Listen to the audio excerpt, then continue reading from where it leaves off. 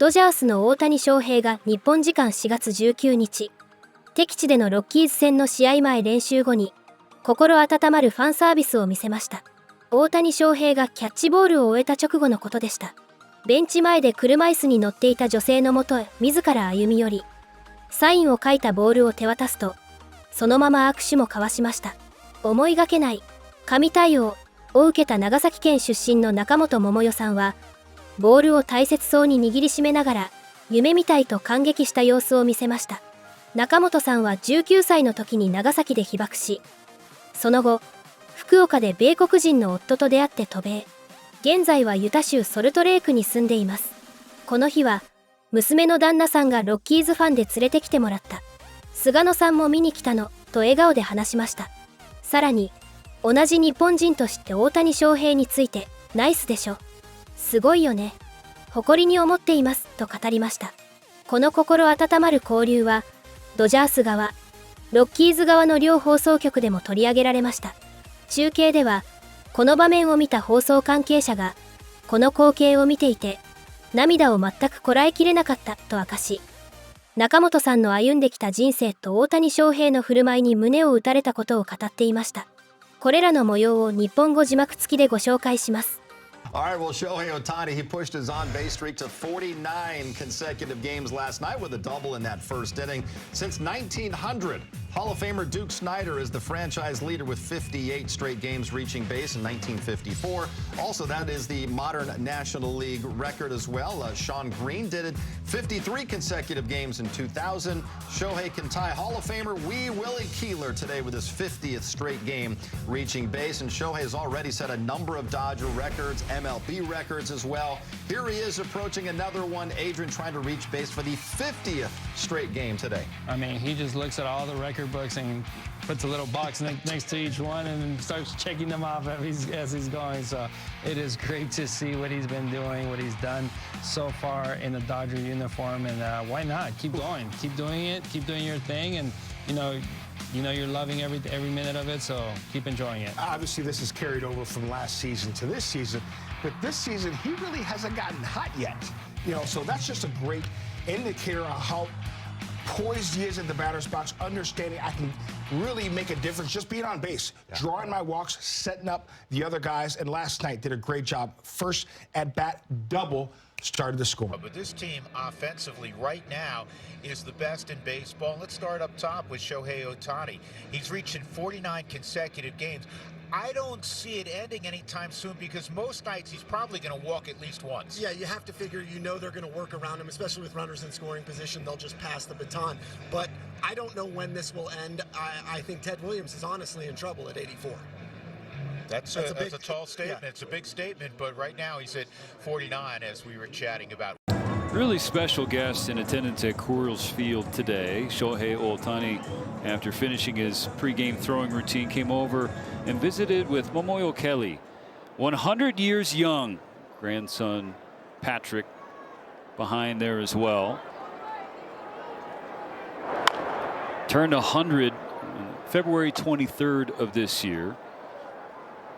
Born in 1926 in Kumamoto, Japan, but lived in Nagasaki when the atomic bomb was dropped.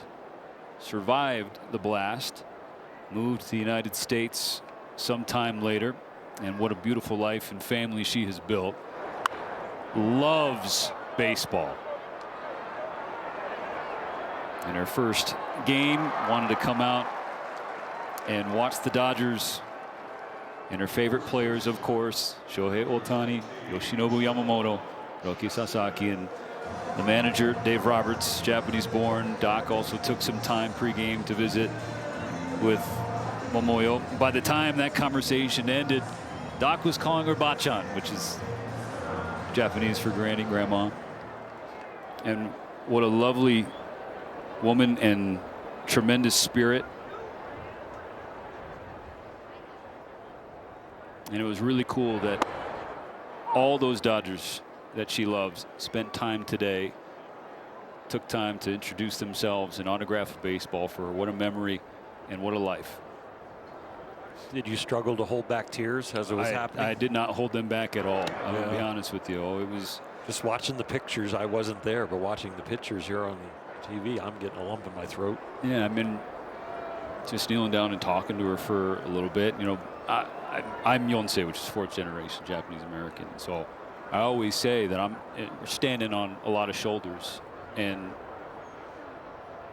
Ms. Kelly's certainly among them. So I thanked her. All right, I got a very special guest. It's a 100-year-old baseball fan, Momoyo Kelly, and today means a lot to her. She's from Japan, but she's getting a chance to meet a lot of baseball players. How special is today for you? I'm special. My lifetime. I'm glad I live 100 years. So I'm glad my son bring here. So he's all baseball fan, you know, lucky baseball fan. You got a chance to meet Shohei Ohtani, Sugano-san, and all the Japanese players. Why was that so important for you? Yeah, so I'm so lucky. I go home, I call my brother Japan. So probably jealous. You know, that's right. This Sugano nice too, you know. Yeah, you can see your own photos right now. Your picture with Sugano. You got an autograph from Shohei Ohtani. This is a big day for you. Yeah, big days. My lifetime. So I'm glad I live 100 years. So then I'm so dream come true. You know. I watch every game, you know, they play. So baseball, I never miss them. You can ask my daughter. Every day I watch TV, but first time coming here. So they watch too, so. How important is it for you to see Japanese baseball players playing in the Major League Baseball? Yeah, I never see. First time. This guy no nice too, huh? He very nice guy. So I told when he pitches, my daughter, my son, come see that. You know, he retired already, so he probably come. He planned to go Japan this year, you know, this June. Only baseball team he want to visit Japanese baseball team, but he decided, you know, that rain season, so everything not good, right? They go up price, you know, airfare, $2,000 something. Momoyo, thank you so much for being here today. We love seeing you today. We're glad today was a special day for you. I never miss though. All right, guys, back to you. Yeah, I watch it. Isn't that special? Honestly, it was incredible pregame to watch the players come over and interact with Momoyo. She's a survivor of Nagasaki. She was 19 years of age. At the time, her father took her older brother to China. She's really become a giant, a enormous baseball fan in the last 5-6 years because of how much it has expanded here in Major League Baseball with Far East players. And obviously this opportunity with 3 Japanese-born players on the Dodgers, 1 on the Colorado Rockies. She lives in Salt Lake City now. She can't travel by plane, but she can come by car. And for her to get an opportunity to come out and shake the hands of some of the greats, it's pretty special. Y yo voy a empezar al revés. Han sido unos días difíciles para ti. Hace una semana más o menos perdiste a tu papá.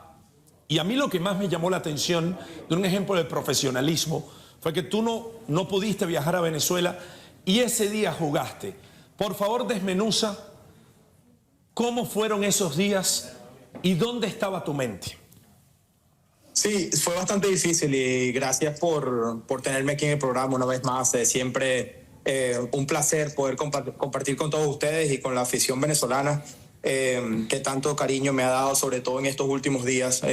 Tú lo dijiste, ha sido una semana bastante dura, momentos difíciles que uno nunca está preparado como ser humano para, de verdad, despedir a tu padre y no tener la oportunidad de decirle adiós y de que sea de una manera repentina. Nunca nos preparan para esto, nunca estamos listos para situaciones como estas, pero de verdad que tengo una red de soporte alrededor de mí que me han dado la fuerza suficiente para hacerme entender que la decisión que tomé es la decisión correcta. Ya mi papá no estaba conmigo en vida, no tuve la oportunidad de, como te dije, si pudiera haber llegado a la clínica o al hospital con vida, yo me hubiese ido corriendo el día siguiente, pero lastimosamente no pudo soportar el ataque al corazón que le dio y bueno, me recibieron con esa noticia cuando me estaba preparando para el juego. 30 minutos antes del juego me llama un primo que también estaba en el exterior y bueno, me dan la noticia que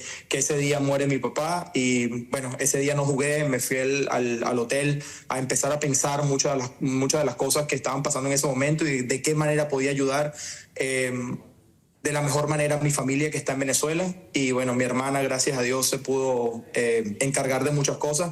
Y bueno, la mejor manera de honrar a mi papá y a todo lo que él pudo querer para mí en algún momento fuera que yo jugara béisbol y que yo estuviera en las grandes ligas. Y bueno, qué mejor manera de honrarlo que estar en el terreno, tener un pequeño tributo para él, escribiendo su nombre tanto en la tierra como en mi gorra. Lo que hizo Shohei Ohtani fue sumamente especial para mí y obviamente la organización de los Dodgers siempre dándome el soporte necesario para yo poder tomar la mejor decisión. Miguel, saludos.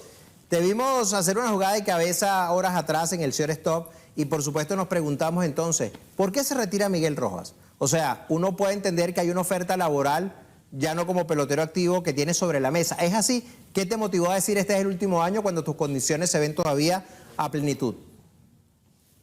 Sí, es otra muy buena pregunta. De verdad que es bastante difícil para un jugador tomar esta decisión de apartarse de lo que amas, de lo que te apasiona y sobre todo porque yo considero que todavía puedo jugar. Yo todavía considero que estoy en la capacidad de mis condiciones para jugar si ahora estoy en las grandes ligas, que es algo que creo que es una posición premium que no la juega todo el mundo y mira, con mucha humildad lo digo, me siento que soy uno de los mejores jugadores defensivos de la liga, aún cuando tengo 37 años y es bastante difícil pensar en por qué, ¿no?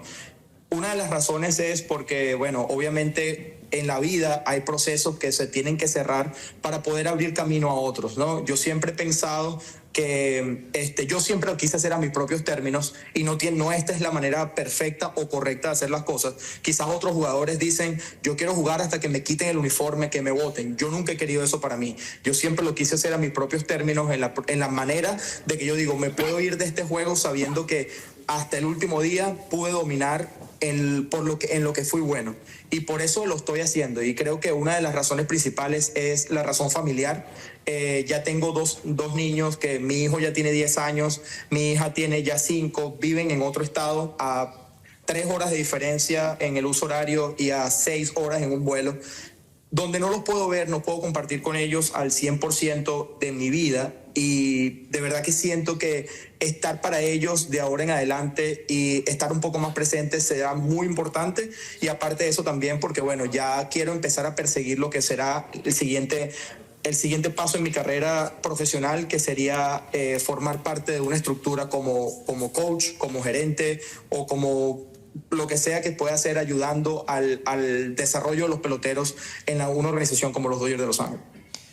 Unos juegos de pelota que estábamos enfrentándonos a los mejores del mundo, porque vencer a una selección de Japón con la presencia del mejor jugador activo y yo creo que el mejor de todos los tiempos es una obra bastante grande y obviamente ganarle a Estados Unidos en su propio patio, sabiendo que se sintieron incómodos con la presencia de tantos venezolanos en Miami, creo que eso fue muy bonito. Muchos temas ahí. Aprovechando que está hablando de Ohtani, es falso que Ohtani le regaló un brazalete con el nombre de Miguel. Es totalmente falso, lo pusieron en las redes. Lo puso fue en la gorra, Lo ¿no? puso fue en la gorra, pero es completamente falso, ¿cierto, Miguel? Sí, sí. Lo más bonito que puedo contarles acá es que lo de Shohei fue, mira, completamente de él. Le preguntó al Chloe que me mandara un mensaje la noche anterior que si yo estaba de acuerdo que pusiera las iniciales de mi padre en la gorra para lanzar el día siguiente. De verdad me sorprendió muchísimo. Es una imagen que me llevo en mi corazón. No la tengo que tener prácticamente en ningún lado guindada, ni mucho menos, sino que la llevo de verdad conmigo en mi corazón porque es una manera de decirte que me importas, ¿no? Y creo que eso para mí y para toda mi familia que está en Venezuela significó muchísimo y le agradezco muchísimo por ese gesto. How often do you get to have a Hall of Fame legendary pitcher on your baseball show? Well, here on Flippin' Bats, that answer is every single week, and today is that day that the Hall of Famer from the Atlanta Braves, John Smoltz, joins us. What a fun, awesome conversation we're going to have today. I've been talking a lot about Shohei Ohtani and the Cy Young Award potential for this year, so I'm going to ask John Smoltz, pitcher himself, about that possibility. John, how are we doing this week? We're doing good. Augusta came and went. We can focus on baseball a little bit more now. You know, as the season starts warming up, the weather starts warming up, we find out a lot about teams here in this month. I want to start with you this week with a conversation I've been having over the last week or so, and it's with Shohei Ohtani. Shohei Ohtani has been unbelievable on the mound. He gave up his first run in his most recent start. He ballooned his ERA to 0.50. He struck out 10 guys in 6 innings and was again masterful on the mound. John, you've had high praise throughout our time on this show talking about Shohei Ohtani as a pitcher. Could we see Shohei Ohtani win a Cy Young Award this year? Well, based on the, I don't want to say watered down statistics of innings pitched, the answer is yes. You know, because he's spread out and they're going to take their time with him, and because he does obviously superstar hitter too, you know, you typically would think that it would take about 180 innings, but 160 innings, I think, if I'm mistaken, is one of Cy Young. So the answer is yes, but I've always felt that. Like, I felt like we've talked about it, and, you know, whatever people think, I don't care because I'm right, is that the fact is that he's showing what he can do now on the mound. He's always showed what he could do at the plate. But he didn't hit in this last game, so he was totally focused on pitching, which is a unique thing, by the way, because he doesn't do that very often. Yeah. And I'm just telling you that his arm is so good and his ability to manipulate the baseball is so gifted that I would not be shocked if his ERA is well below his batting average. And that's not saying his batting average is going to be like 320. So let's just say his batting average is 260. I think his ERA is going to be lower than his batting average, which would be one of the most incredible things that you can think of. I think he wants it. And that's an interesting conversation because everybody that does what they do, you know, like Paul Skeens wants it, Tarek Skubal wants it. But Shohei, seemingly when he sets his mind to something, for example, the year he was out with his first year with the Dodgers, he wasn't pitching. He wanted to do something different. So he went 50-50. He started the 50-50 club. He's back on the mound now. And he's always talked about pitching and he views himself as a pitcher. I think he wants to win a Cy Young Award. And I think he knows that innings conversation is going to be a thing. So one, do you agree with that? But two, I think I'm excited to see him push that extra inning per start because I think he knows he needs those innings. I think if he's on any other team, this wouldn't be a discussion. But because the Dodgers are in such an elite position, you know they're going to manipulate their roster and their pitching rotation because their only eye on the prize is winning another and manufactured third world championship in a row. So I think that hurts him a little bit. But I also think they have the utmost respect for Shohei Ohtani as long as it's not going to hurt the future of the playoffs. They'll give him that opportunity. Why wouldn't you? He's franchised. He's the franchise. He's made you a ton of money, and you've paid him a lot of money that's coming later. So I think if it was on any other team that wasn't in the position the Dodgers are, he would absolutely pitch 180 to maybe 200 innings. So I think you're right on that, and I think he's going to utilize his mind, his will, and his extreme talent to put to bed once and for all that he can do whatever he wants to do. Yeah. Before we move on from Shohei, an interesting question for you that I had earlier this week that kind of sparked a lot of interesting answers. How do you view Shohei? And it's interesting because I think a lot of people from Japan, and Shohei himself included, view him as a pitcher first. But a lot of Americans, I think, view him as a hitter first, pitcher second, as a Hall of Fame pitcher watching Shohei, but an American. How do you view Shohei Ohtani? Hitter first or pitcher first? Well, I've always viewed him a pitcher first, but it's skewed because they here in the States have only get to see him as a starter. I mean, very few as a starter. He's been hurt. Yeah. So that interaction of what is he, for sure here in the States, he's a hitter because that's what they've gotten to see him do. Yeah. But now they're going to have their minds blown away when they see the end result of what he's able to do. He's going to have a bad game. Everyone does. He's going to have 2 bad games. But what you're seeing is the talent coming out, and I believe what's in his heart. He wanted to be the best pitcher in the major leagues. Oh, by the way, he wanted to break the mold and be a two-way player, which he's done. And now he's won MVP after MVP, and he's going to continue to do that as long as he stays healthy. So to me, I've always seen his arm as one of the greatest assets, period. Because if you ask me today, Game 7, what's more important for the Dodgers, him on the mound or him at the plate? It's not even close for me. It's him on the mound because his impact is going to be far greater than his ability to get 4 at-bats, which he may get walked 4 times and not even get an opportunity to hit. You can't do anything about him on the mound if he's on. He impacts the game that much more. So that's why beyond his ability to not only hit home runs and steal bases, when he's doing both, it limits a little bit what he can do at the plate. And people don't understand that because he's not going to steal 50 bags if he's pitching and hitting. So because we got to see him do that as a hitter without pitching, it skews everybody, and rightfully so. And I think we got to see at least a little taste of it the other day. It was really the first start.